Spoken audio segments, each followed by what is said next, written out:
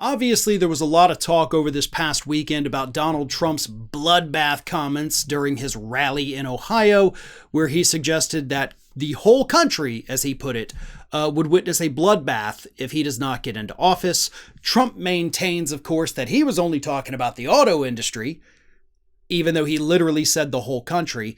His defenders say that these quotes were taken out of context. Democrats are saying not so fast. If you look at his actual words, doesn't look like it's out of context. But Trump came out Monday, after this whole thing festered over the weekend and blew up. Trump came out Monday and attacked the Democrats on Truth Social by saying this is all their fault. Here's what he said.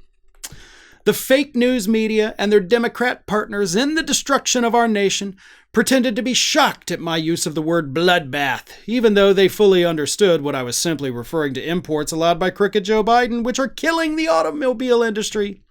The United Auto Workers, but not their leadership, fully understand what I mean. With the electric car mandate being pushed by Biden, there soon won't be any cars made in the USA, unless I'm elected president, in which case auto manufacturing will thrive like never before. All right, you know what? Here's what we're going to do, folks. We're not even going to sit here and talk about the bloodbath comment. We're not going to talk about him saying that immigrants, he doesn't even consider some of them people. What we're going to do is something the media should have done from the start. To debunk Donald Trump's idiotic claims about him saving the automobile industry. Because this is not the first time that Donald Trump has done this. He did it repeatedly in speeches last year. He did it again at his rally in Ohio this past weekend. Claims he saved the automobile industry that was going under before he came into office. He made that claim while he was in office. So let's examine the factual points that Donald Trump is trying to make. And I did that. And it turns out, as per usual, everything he said was an absolute lie. The automobile industry was suffering tremendously following the Great Recession in 2007 and 2008. The Bush administration actually came in, gave them a cash infusion, and helped them limp along until President Obama was sworn in. And when Obama was sworn in, one of the first things they did was they had the Treasury Department work on a bankruptcy restructuring deal for the automobile industry, backed with a bailout from the federal government. That bailout and bankruptcy restructuring from the Obama administration saved the automobile industry. It caused them to hire more workers. They were selling more vehicles.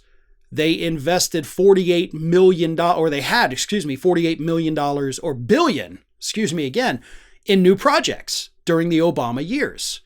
So the automobile industry lifted up under Obama because of the actions taken by outgoing President Bush and then President Obama. So the automobile industry was not on its last leg when Donald Trump came into office. But he did put them in a worse financial position than they were under his two predecessors. Because in 2018, Donald Trump introduced a 25% tariff on imported steel and aluminum. And as a result of this, according to the Nonpartisan Congressional Budget Office, this resulted in the automobile industry taking on exorbitant costs, which reduced their output, causing them to then lay off 75,000 employees. So, media, you could have done everything that I just did when talking about Donald Trump's bloodbath comments, but you didn't. Instead, you talked about maybe he meant it, maybe he didn't. Oh, here's what the left is saying, here's what the right is saying. You missed the most important part, that Donald Trump is lying that there would be a bloodbath in the automobile industry when it's pretty obvious that he is the one who put them in worse financial shape to begin with. Those are all verifiable facts, by the way.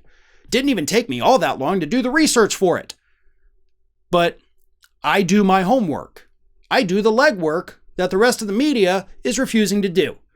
So hopefully everybody learned a little something today, right? Donald Trump is not only using increasingly violent and dangerous rhetoric, but he's also, at the end of the day, nothing more than a liar. Well, folks, we have crossed that 1 million subscriber milestone, but rest assured, we are just getting started here at Ring of Fire. So if you're not already, please do subscribe to the channel and make sure to like, share, and comment on the videos.